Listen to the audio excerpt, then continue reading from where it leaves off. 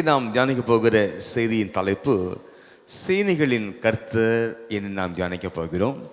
அந்த சேனைகளின் கர்த்தர் எப்படி தாவீதோடு கூட இருந்து தாவீதை மேன்மைப்படுத்தினார் என்பதை குறித்து நாம் பார்ப்போம். அதே நேரத்தில் அந்த தாவீதுடைய வாழ்க்கையை போல நம்முடைய வாழ்க்கை மாறும் பொழுது தேவன் நம்முடைய வாழ்க்கையும் மேன்மைப்படுத்துவார் என்று நாம் பார்க்க போகிறோம்.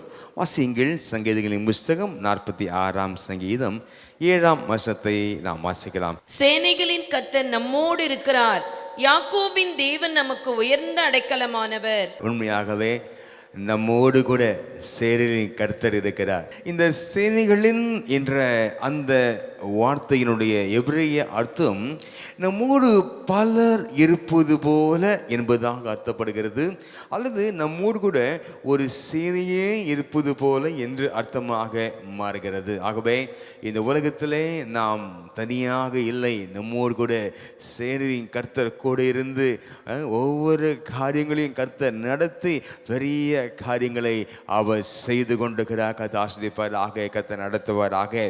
இந்த சேனையின் கர்த்தர் நம்மோடு இருக்கும் பொழுது நடக்கிற காரியங்களை குறித்து நாம் தாவீதின் வாழ்க்கையிலே நடந்தது போல நம்முடைய வாழ்க்கையிலும் நம்ம அந்த காரியங்களை குறித்து நாம் பார்க்கலாம். கர்த்தர் ஆசீர்வதிப்பாராக.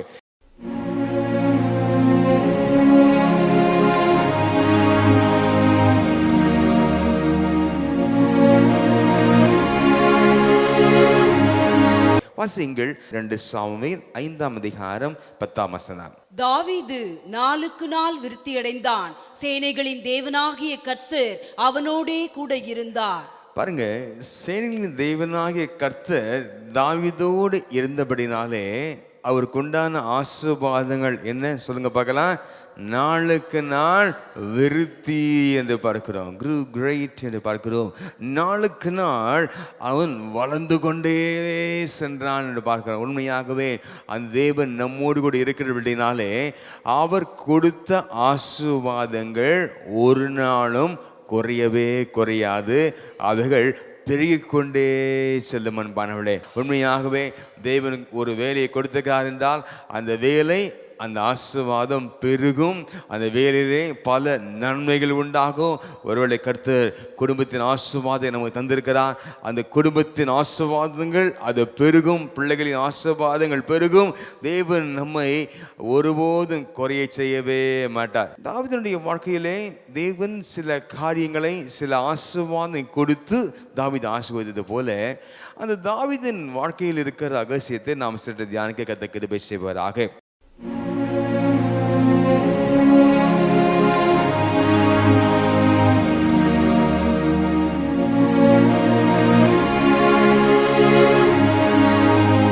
வாசிக்கலாமா? 1 சாமுவேல் புஸ்தகம் 16:12 நாம் வாசிக்கலாம். ஆள் அனுப்பி அவனை அழைப்பித்தான், அவன் சிவந்த மேனியும் அழகிய கண்களும் நல்ல ரூபமுள்ளவனாயிருந்தான். அப்பொழுது கர்த்தர், இவன் தான், நீ எழுந்து இவனை அபிஷேகம் பண்ணு என்றார். 13ஆம் வசனம் வாசியுங்கள். அப்பொழுது சாமுவேல் தைல கொம்பை எடுத்து அவனை அவன் சகோதரர் நடுவிலே அபிஷேகம் பண்ணினான். அந்நாள் முதற்கொண்டு கர்த்தருடைய ஆவியானவர் தாவீதின் மேல் வந்து இறங்கி இருந்தார். தாவீது நாளுக்கு நாள் விருத்தி அடைந்ததின் காரணம் என்னவென்று பார்க்கும் பொழுது தாவீதுடைய வாழ்க்கையிலே ஒரு தேவனுடைய விசேஷித்த அபிஷேகம் காணப்பட்டது. பாருங்கள், கர்த்தர் அவரை ஆள் அனுப்பி அழைப்பித்து அவர் அபிஷேகம் பண்ணுகிறார். அந்த நாள் முதற்கொண்டு கர்த்தருடைய ஆவியானவர் தாவீது மேல் இறங்கி இருந்தார். பாருங்கள், ஒரு மனுஷனுடைய ஆசீர்வாதத்திற்கு முக்கிய காரணம் என்ன தெரியுமா?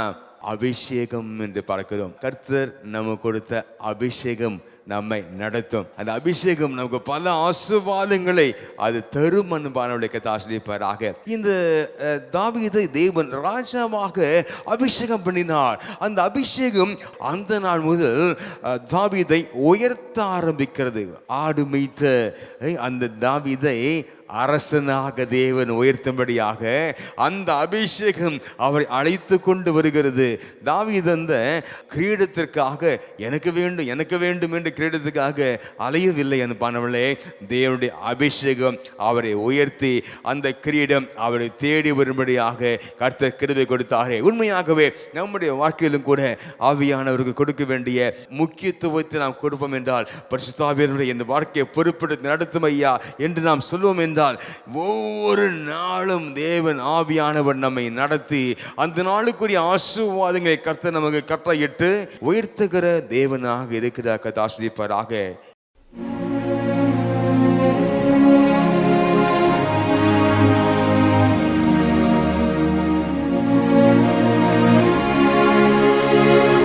வாசியுங்கள், இந்த அபிஷேகம் எவ்விதமாக தாவீதின் வாழ்க்கையிலே ஆசீர்வாதங்களை கொண்டு வந்தது. 1 சாமுவேல் 18ஆம் அதிகாரத்தில் எடுத்துக்கொள்ளுங்கள். அதிலே 11ஆம் வசனத்தை வாசிக்கலாம். அப்பொழுது சவுல் தாவீதை சுவரோடே சேர்த்து உருவ குத்தி போடுவேன் என்று ஈட்டியை அவன் மேல் எறிந்தான்.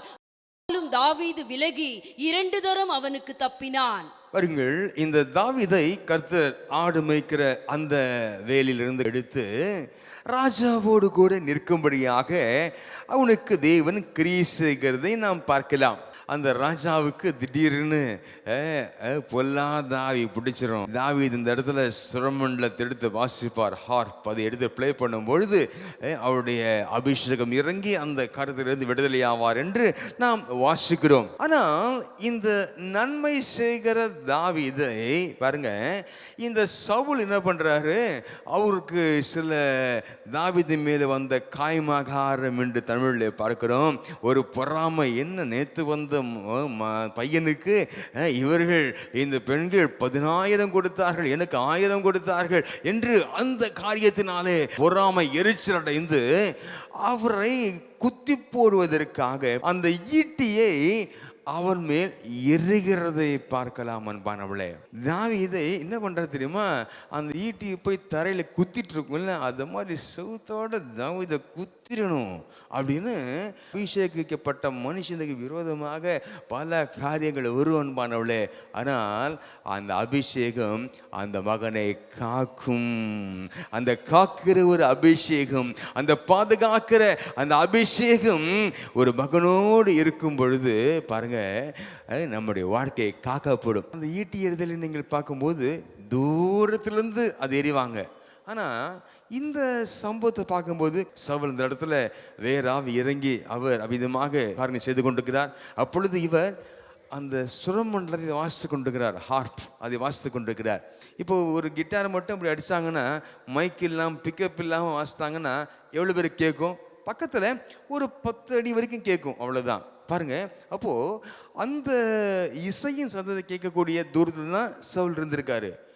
அவ்வளோ பக்கத்தில் இருந்து அவ்வளோ பெரிய ஈட்டு எடுத்து மனுஷன் குத்திருக்காரு. பாருங்க, எவ்வளவு தாவீது கொடுத்த கோபம் இருக்கும். உண்மையாகவே இந்த உலகத்தில் கர்த்தர் நம்மோடு இருக்கும்பொழுது நம்ம மேலே அவன் கோபமாக இருப்பான்.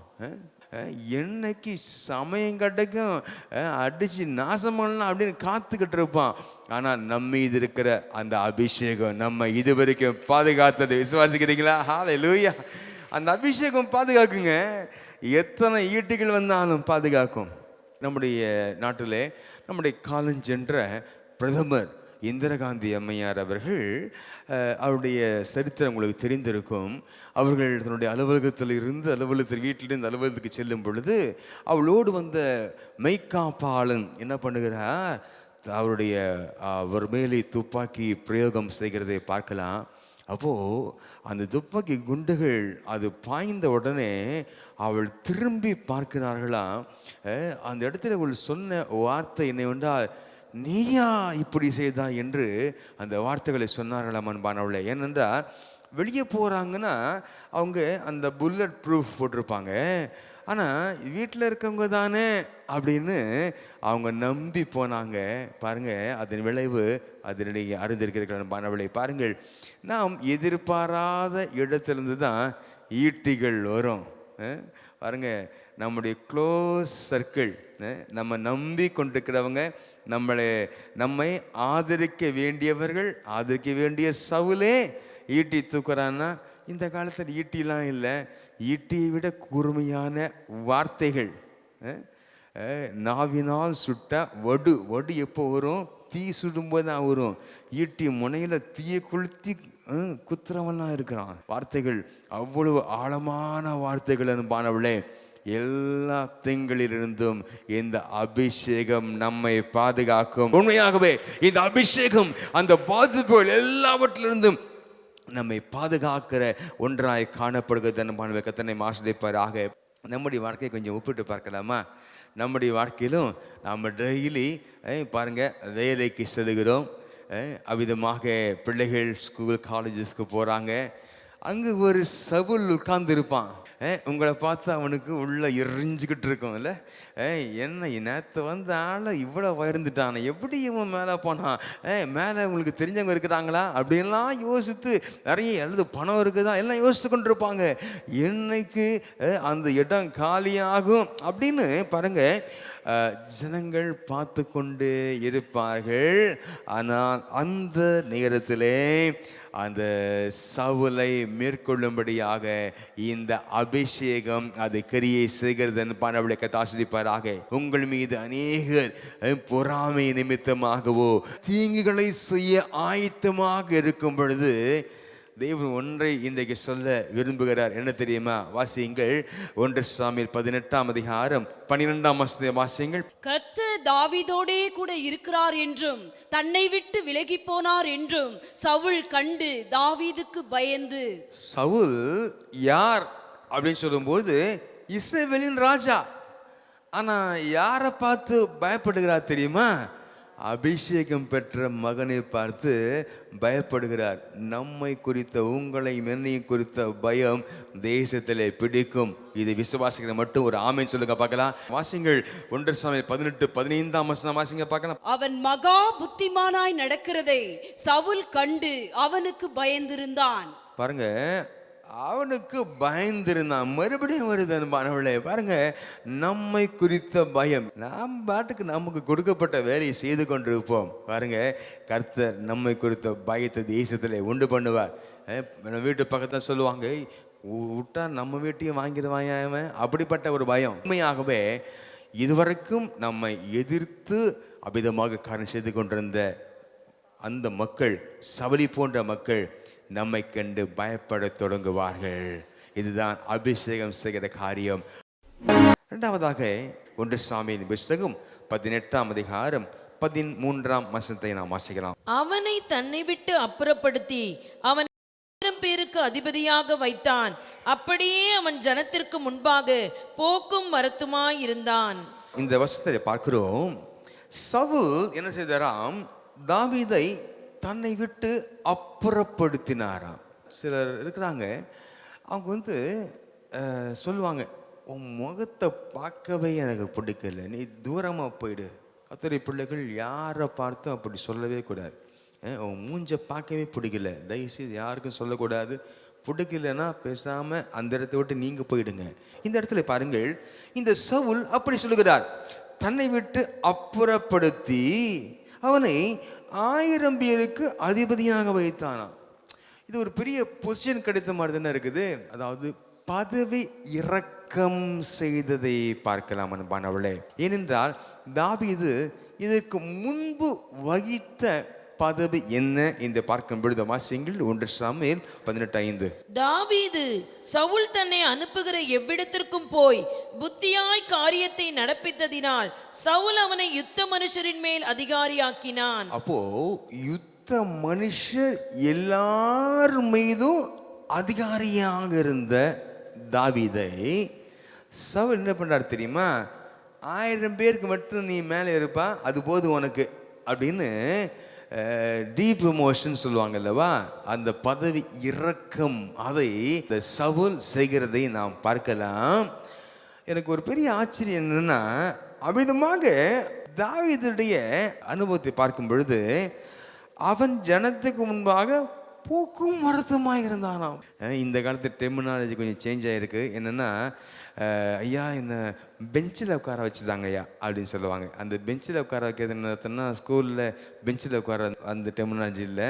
இங்கே என்னென்னா ப்ராஜெக்ட் எதுவும் இல்லாமல் என்ன ஐடியலாக உட்கார வச்சுருக்காங்கன்னு அர்த்தம். அதுபோல் நல்லா ஒர்க் பண்ணிட்டு இருந்த தாவீதை இந்த பதவி இறக்கம் செய்து பாருங்கள், அவரை 1000 பேருக்கு அதிபதியாக வைத்தார்னு பார்க்குறோம். அங்கேயும் உண்மையாக இருந்தார்னு பார்க்குறோம். ஆனால் அந்த சூழ்நிலையிலும் கர்த்தர் அவனை உயர்த்தி ஆடு மேய்த்த தாவீதை கர்த்தர் அரசனாக மாற்றினார். இது உயர்த்துகிற ஒரு அபிஷேகம். ஹல்லேலூயா.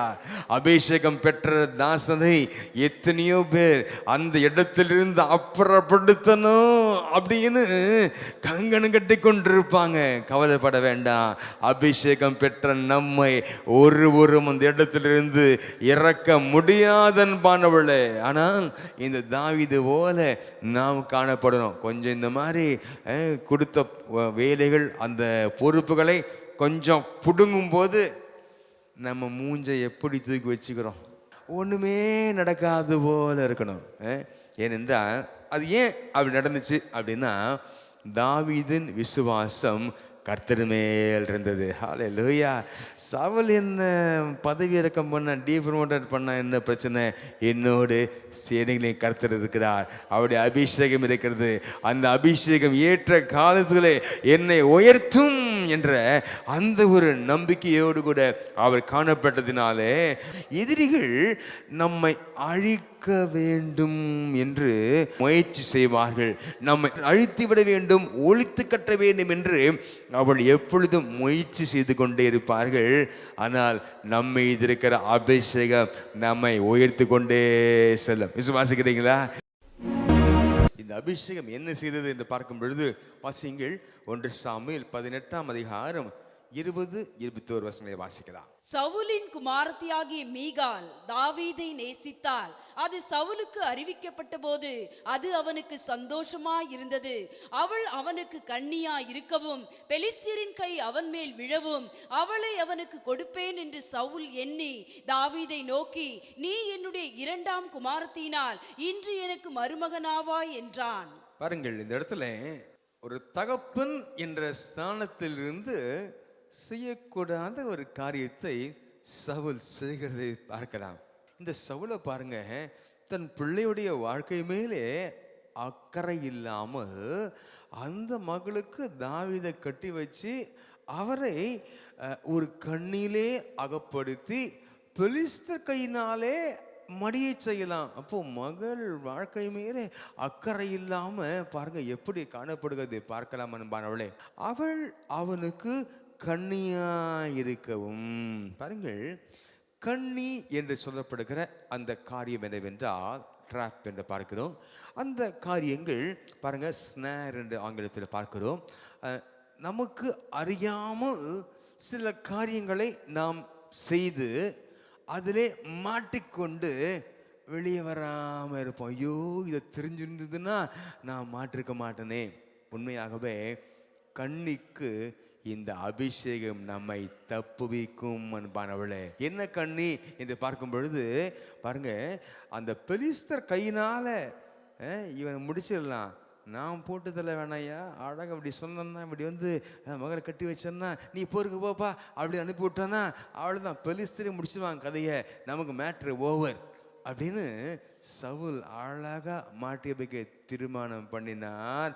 ஆனால் தாவீதோடு கூட கண்ணிக்கு தப்பிக்கிற அபிஷேகம் அது காணப்பட்டதன் பானவளே. பாருங்க, இதில் இந்த வார்த்தை எனக்கு ரொம்ப கஷ்டமா இருக்கு. பாருங்க, அது அவனுக்கு சந்தோஷமா இருக்குதான். எது தெரியுமா? தாவீது சாவான் அப்படின்ற வார்த்தை சவுலுக்கு சந்தோஷமா இருக்குதான். பாருங்க, நம்முடைய முடிவை சந்தோஷமாக பார்க்கிறவர்களும் இருக்கிறார்கள். நமக்கு தெரியும் யார் நம்ம உண்மையாக நேசிக்கிறாங்க. பார்த்து சார் சொல்லுவாங்க, ரொம்ப அழகாக இருக்கியா அவங்க ட்ரெஸ்ஸு சொல்லுவாங்க. அதே தெரியுமா, ரொம்ப அழகாக இருக்கியா அப்படின்னு வேறு மாதிரி எடுக்கலாம் அல்லவா? அது எப்படி சொல்கிறாங்கன்னு கரெக்டாக தெரியும், கதை ஆசிரியப்பாராக. ஆனால் கர்த்தருடைய அபிஷேகம் இருக்கும் பொழுது அந்த கண்ணுக்கு நம்மை தப்புவிக்கும். ஹல்லேலூயா. சவுல் இன்னொரு கருத்தை செய்கிறார். வீட்டில் இருக்கிற எல்லாத்தையும் ஊழியக்காரர் கூப்பிட்டு ஒரு மீட்டிங் நடத்துறாரு. வாசிக்கலாமா? 1 சாமுவேல் 18:22 வாசிங்க. பின்பு சவுல் தன் ஊழியக்காரரை பார்த்து, நீங்கள் தாவீதோடே ரகசியமாய் பேசி, இதோ ராஜா உன்மேல் பிரியமாய் இருக்கிறார், அவருடைய ஊழியக்காரர் எல்லாரும் உம்மை சிநேகிக்கிறார்கள், இப்போதும் நீ ராஜாவுக்கு மருமகனானால் நலம் என்று சொல்லுங்கள் என்று கற்பித்தான். பாருங்க, இவரு சொன்னது மட்டும் இல்லாம 20 சொல்றாரு. 22 என்ன பண்றாரு, அவர் போயிட்டு நான் சொல்றதை கூட எடுத்துக்காட்டி இன்னும் கொஞ்சம் அவனுக்கு உறுதிப்படுத்துவோம் அப்படின்னு எல்லாரையும் கூப்பிட்டு, தாவீதோட நீங்க எப்படி பேசணும் தெரியுமா? சொல்லுங்க. ரகசியமாய் பேசணும். பாருங்க, ரகசியமாய் பேசணும். உன்னோடு சொல்ல வேண்டிய ஒரு காரியம் இருக்குது அப்படின்னு ரகசியமா பேசி, ராஜா பிரியமா இருக்கிறார், நீ சீக்கிரமா மருமகன் ஆயிடு அப்படின்னு. பாருங்க, சவுலுக்கு எவ்வளவு சீக்கிரம் அந்த காரியத்தை செய்து முடிக்கணும் அப்படின்னு வேட்டையாட துடிக்கிறான். பாருங்க, கதாசிரியப்பாராக நம்முடைய ஜீவிதத்தில் கூட ஒரு காரியத்தை நாம் செய்ய எத்தனிக்கும் பொழுது சில வேளைகள் சில கன்ஃபர்மேஷனுக்காக நம்ம காத்திருப்போம். ஆண்டவரே, இந்த காரியத்தை நீ சொன்னி இன்னும் சில கன்ஃபார்ம் பண்ணிட்டாங்கன்னா அதை நான் அப்படியே சித்தம் எடுத்துக்கிறேன் அப்படின்னு அநேகர் கன்ஃபர்மேஷன் காத்திருப்பாங்க.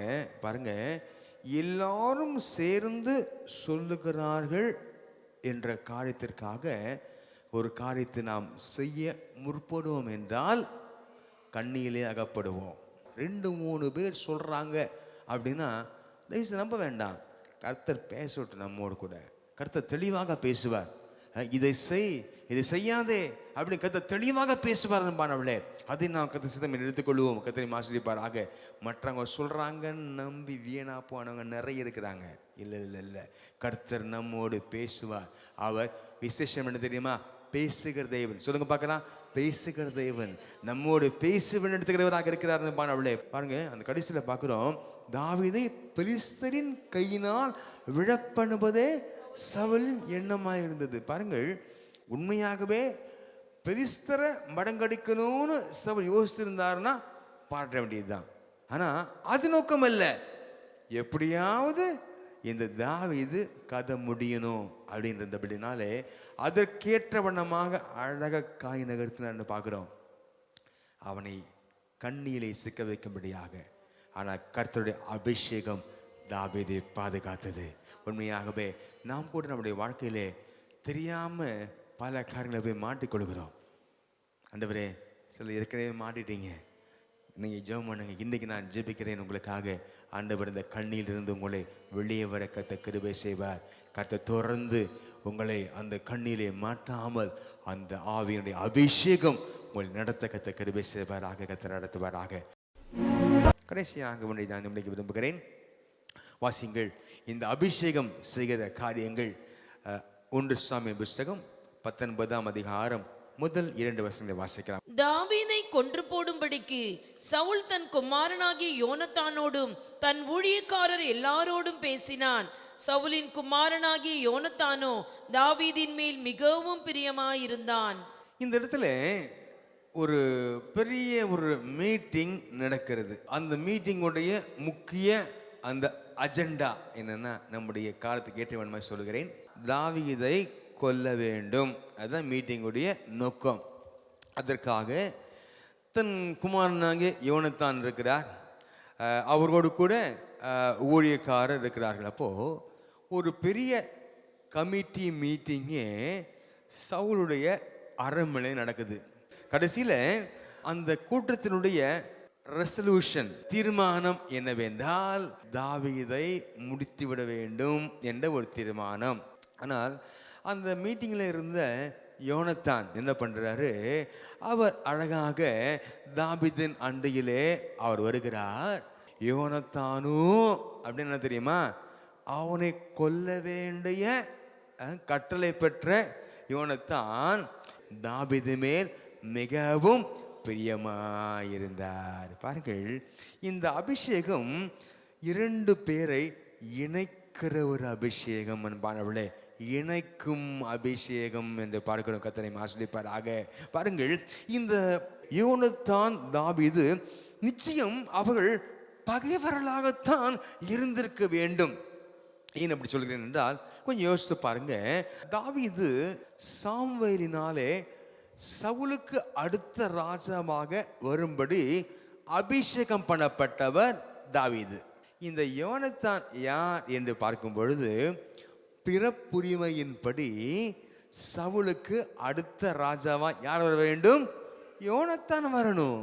அந்த பிறப்புரிமையின்படி, சந்ததியின்படி ராஜாவாக வேண்டிய ஒருத்தன் வந்து அபிஷேகத்து அவனை குறுக்கவில்லை ராஜாவாக்குறான் அப்படின்னா, அடுத்தவனை முடிக்கணும், அடுத்தவனை ஓரங்கட்டணுன்றதுக்காக நிறைய காரியம் நடக்கிறதை பார்க்கலாம்.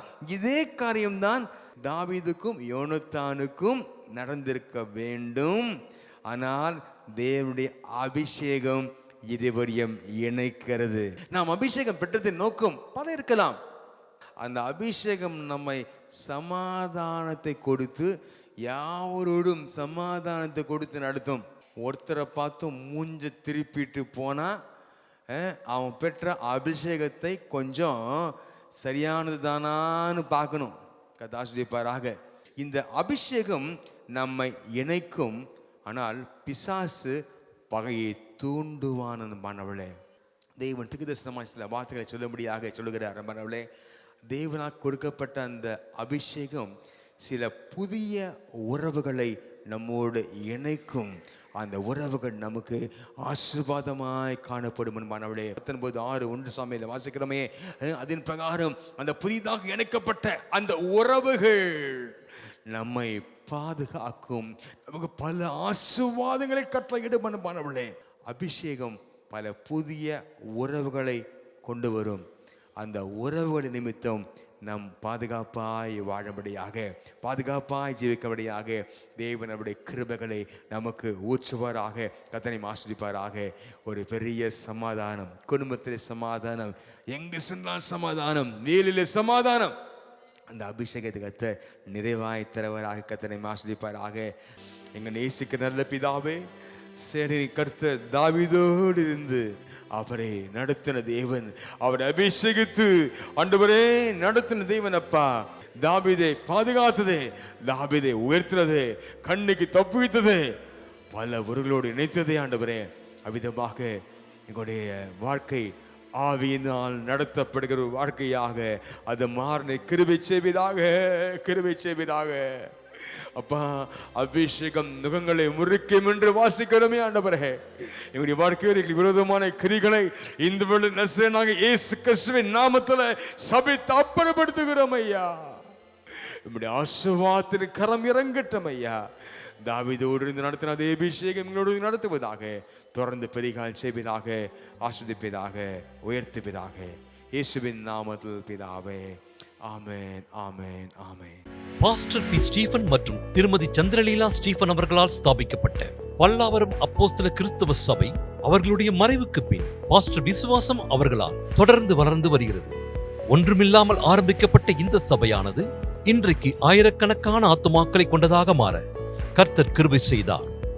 உங்களுடைய பிரச்சனைகளுக்காகவும் ஜெப குறிப்புகளுக்காகவும் 24 மணி நேரமும் ஜெபிக்க ஆயத்தமாயிருக்கிறோம். நீங்கள் தொடர்பு கொள்ள வேண்டிய முகவரி: பாஸ்டர் எஸ். விசுவாசம், விசுவாச அப்போஸ்தல கிறிஸ்தவ சபை, 12A ஈஸ்வரி நகர், பல்லாவரம், சென்னை 43. தொலைபேசி எண் 766-755-2299.